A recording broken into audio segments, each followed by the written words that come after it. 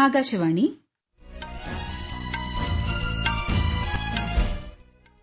നമസ്കാരം.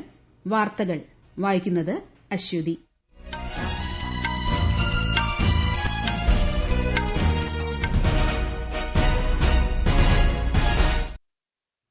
പ്രധാന വാർത്തകൾ. ഝാർഖണ്ഡിൽ ജെഎംഎം നേതാവ് ഹേമന്ത് സൊറേൻ ഇന്ന് മുഖ്യമന്ത്രിയായി സത്യപ്രതിജ്ഞ ചെയ്യും. മഹാരാഷ്ട്രയിൽ സർക്കാർ രൂപീകരണത്തിനുള്ള ചർച്ചകൾ സജീവം. വയനാട് ലോക്സഭാ എംപിയായി പ്രിയങ്ക ഗാന്ധിയുടെ സത്യപ്രതിജ്ഞ ഇന്ന്. രാജ്യത്തെ ശൈശവ വിവാഹ വിമുക്തമാക്കുന്നതിനായി ബാൽ വിവാഹ് മുക്ത് ഭാരത് ക്യാമ്പയിന് തുടക്കം കുറിച്ച് കേന്ദ്ര സർക്കാർ. നടപ്പു സാമ്പത്തിക വർഷം ഇന്ത്യ ഫ്രാൻസ് ഉഭയകക്ഷി വ്യാപാരം $15 ബില്യൺ എത്തിയതായി കേന്ദ്രമന്ത്രി പീയൂഷ് ഗോയൽ. ഗസയിൽ വെടിനിർത്തലിന് വേണ്ടി തുർക്കിയെ, ഈജിപ്ത്, ഖത്തർ, ഇസ്രായേൽ എന്നീ പ്രാദേശിക ശക്തികളുമായി യോജിച്ച് പ്രവർത്തിക്കുമെന്ന് US president Joe Biden. Tamil Nadu, Puducherry, Andhra Pradesh തീരങ്ങളിൽ ശനിയാഴ്ച വരെ ശക്തമായ മഴയ്ക്ക് സാധ്യതയെന്ന് കേന്ദ്ര കാലാവസ്ഥാ വകുപ്പ്. ഇന്നും നാളെയും കേരള തീരത്ത് മത്സ്യബന്ധനത്തിന് വിലക്ക്. ഐസിസി പുരുഷ ടെസ്റ്റ് ബൌളർമാരുടെ റാങ്കിംഗിൽ ഒന്നാം സ്ഥാനം തിരിച്ചുപിടിച്ച് Indian pace bowler Jasprit Bumrah. വാർത്തകൾ വിശദമായി. 4 ദിവസത്തെ സന്ദർശനത്തിനായി രാഷ്ട്രപതി ദ്രൌപദി മുർമു തമിഴ്നാട്ടിൽ. ഇന്ന് ഊട്ടിയിലെ വെല്ലിംഗ്ടണിലെ പ്രതിരോധ സേനാ സ്റ്റാഫ് കോളേജിലെ പരിപാടിയിൽ രാഷ്ട്രപതി പങ്കെടുക്കും. നാളെ നീലഗിരിയിലെ ഗോത്ര വിഭാഗങ്ങളുമായി ശ്രീമതി മുർമു സംവദിക്കും. ഇന്നലെ കോയമ്പത്തൂരിലെത്തിയ രാഷ്ട്രപതിയെ തമിഴ്നാട് ഗവർണർ ആർ.എൻ. രവി സ്വീകരിച്ചു. ഝാർഖണ്ഡിൽ ജെഎംഎം നേതാവ് ഹേമന്ത് സൊരേൻ ഇന്ന് മുഖ്യമന്ത്രിയായി സത്യപ്രതിജ്ഞ ചെയ്യും. വൈകുന്നേരം 4 മണിക്ക് റാഞ്ചിയിൽ നടക്കുന്ന ചടങ്ങിൽ ഗവർണർ സന്തോഷ് കുമാർ ഗാംഗ്വാർ സത്യവാചകം ചൊല്ലിക്കൊടുക്കും. 81 അംഗ നിയമസഭയിൽ 56 സീറ്റിൽ വിജയം നേടിയാണ് ഹേമന്ത് സൊരേൻ തുടർഭരണം ഉറപ്പിച്ചത്. പ്രധാനമന്ത്രി നരേന്ദ്രമോദി, കേന്ദ്ര ആഭ്യന്തരമന്ത്രി അമിത് ഷാ, INDA സഖ്യ നേതാക്കൾ തുടങ്ങിയവരെ ചടങ്ങിലേക്ക് ക്ഷണിച്ചിട്ടുണ്ട്. മഹാരാഷ്ട്രയിൽ സർക്കാർ രൂപീകരണത്തിനുള്ള ചർച്ചകൾ സജീവം. അടുത്ത മുഖ്യമന്ത്രി ആരെന്നത് സംബന്ധിച്ച ബിജെപി കേന്ദ്ര നേതൃത്വത്തിന്റെ തീരുമാനം അംഗീകരിക്കുമെന്ന് മഹാരാഷ്ട്ര കാവൽ മുഖ്യമന്ത്രിയും ശിവസേന നേതാവുമായ ഏകനാഥ് ഷിൻഡെ പറഞ്ഞു. ഏകനാഥ് ഷിൻഡെ, ബിജെപി നേതാവ് ദേവേന്ദ്ര ഫട്നാവിസ്, നാഷണലിസ്റ്റ് കോൺഗ്രസ് പാർട്ടി അധ്യക്ഷൻ അജിത് പവാർ എന്നിവർ സർക്കാർ രൂപീകരണവുമായി ബന്ധപ്പെട്ട അന്തിമ ചർച്ചകൾക്കായി ഇന്ന് ന്യൂഡൽഹിയിലെത്തും.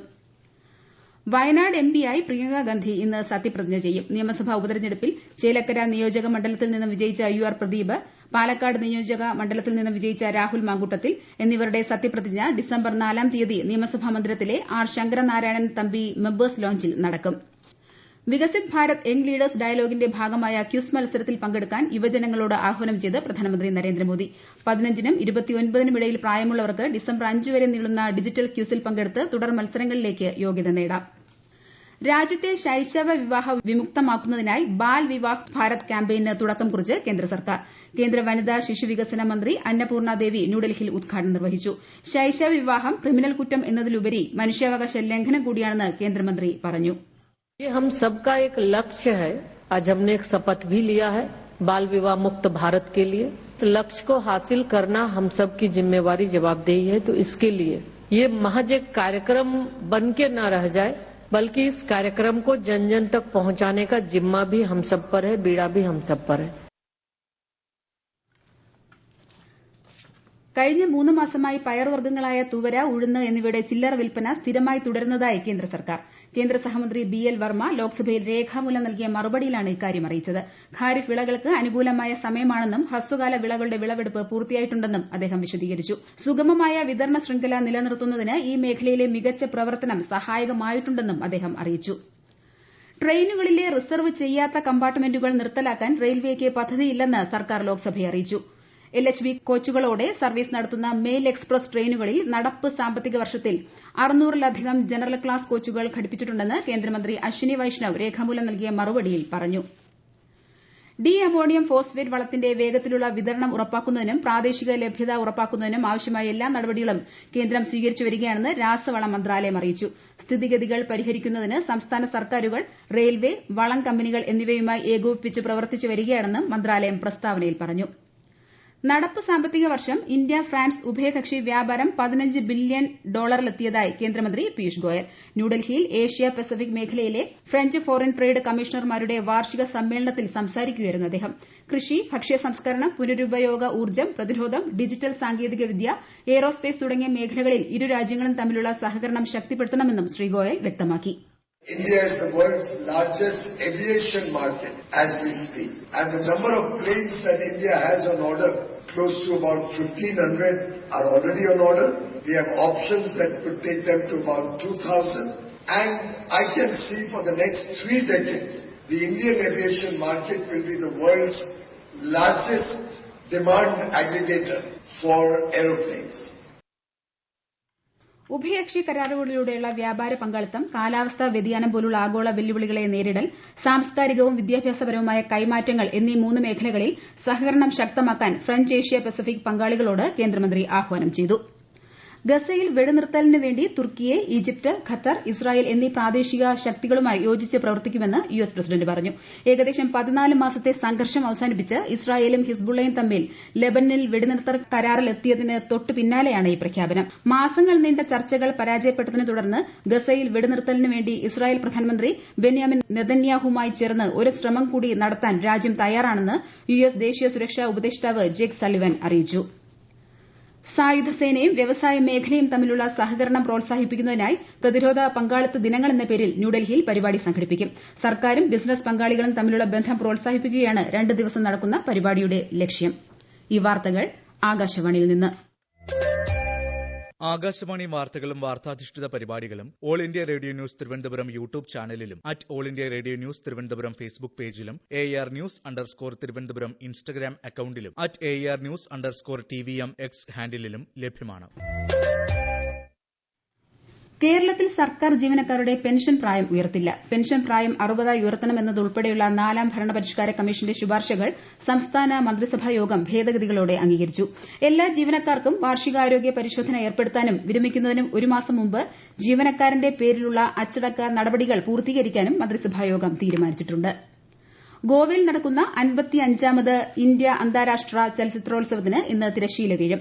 പഞ്ചിമിലെ കലാ അക്കാദമിയിൽ ഇന്നലെ സംഗീത സംവിധായകൻ A. റഹ്മാൻ ഇതിഹാസ ഗായിക ലതാ മങ്കേഷ്കറിനെ അനുസ്മരിച്ച് സംഘടിപ്പിച്ച പരിപാടിയിൽ സംസാരിച്ചു. ഈ മാസം 20-ന് ആരംഭിച്ച ചലച്ചിത്രോത്സവത്തിൽ സിനിമാ ആസ്വാദകരുടെ ആവേശകരമായ പങ്കാളിത്തമാണുണ്ടായത്. തെക്ക് പടിഞ്ഞാറൻ ബംഗാൾ ഉൾക്കടലിൽ വടക്ക് ശ്രീലങ്കൻ തീരത്തിന് സമീപം കേന്ദ്രീകരിച്ചിട്ടുള്ള ന്യൂനമർദ്ദത്തിന്റെ ഫലമായി ശനിയാഴ്ച വരെ തമിഴ്നാട്, പുതുച്ചേരി, ആന്ധ്രാപ്രദേശ് തീരങ്ങളിൽ ശക്തമായ മഴയ്ക്ക് സാധ്യതയുണ്ടെന്ന് കേന്ദ്ര കാലാവസ്ഥാ വകുപ്പ്. ന്യൂനമർദ്ദം ചുഴലിക്കാറ്റായി ശക്തി പ്രാപിച്ച് ശനിയാഴ്ച രാവിലെയോടെ വടക്കൻ തമിഴ്നാട് തീരത്തെത്തുമെന്നാണ് മുന്നറിയിപ്പ്.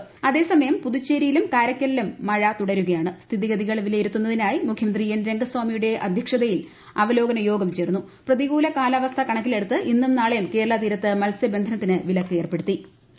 ICC പുരുഷ ടെസ്റ്റ് ബൌളർമാരുടെ റാങ്കിങ്ങിൽ 1ാം സ്ഥാനം തിരിച്ചുപിടിച്ച് Indian pace bowler Jasprit Bumrah. ദക്ഷിണാഫ്രിക്കയുടെ കാഗിസോ റബാഡയെ അട്ടിമറിച്ചാണ് ബുംറ 1ാമതെത്തിയത്. പെർത്തിൽ ഓസ്ട്രേലിയയ്ക്കെതിരായ ആദ്യ ടെസ്റ്റിൽ 8 വിക്കറ്റ് വീഴ്ത്തിയ മികച്ച പ്രകടനമാണ് ബുംറയെ മുന്നിലെത്തിച്ചത്. സിംഗപ്പൂരിൽ നടക്കുന്ന ലോക ചെസ് ചാമ്പ്യൻഷിപ്പിൽ Indian grand master Gukesh Dommaraju ചൈനയുടെ ഡിങ് ലിറിനെ പരാജയപ്പെടുത്തി.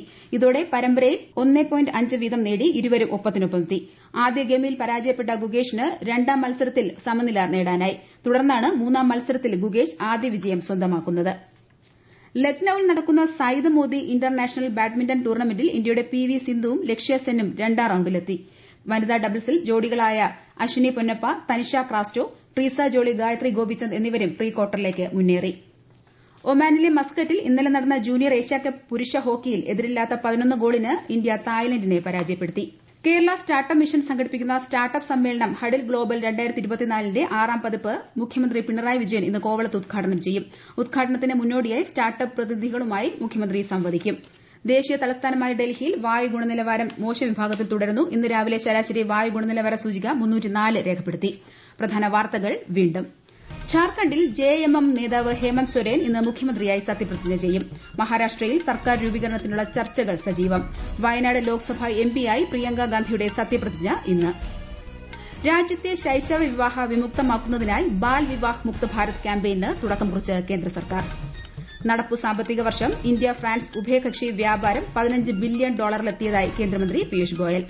ഗസയിൽ വെടിനിർത്തലിന് വേണ്ടി തുർക്കിയെ ഈജിപ്ത്, ഖത്തർ, ഇസ്രായേൽ എന്നീ പ്രാദേശിക ശക്തികളുമായി യോജിച്ച് പ്രവർത്തിക്കുമെന്ന് US പ്രസിഡന്റ്. തമിഴ്നാട്, പുതുച്ചേരി, ആന്ധ്രാപ്രദേശ് തീരങ്ങളിൽ ശനിയാഴ്ച വരെ ശക്തമായ മഴയ്ക്ക് സാധ്യതയെന്ന് കേന്ദ്ര കാലാവസ്ഥാ വകുപ്പ്. ഇന്നും നാളെയും കേരള തീരത്ത് മത്സ്യബന്ധനത്തിന് വിലക്ക്. ICC പുരുഷ ടെസ്റ്റ് ബൌളർമാരുടെ റാങ്കിങ്ങിൽ 1ാം സ്ഥാനം തിരിച്ചുപിടിച്ച് Indian pace bowler Jasprit Bumrah. വാർത്തകൾ കഴിഞ്ഞു. അടുത്ത വാർത്താ പ്രക്ഷേപണം 12:30-ന്.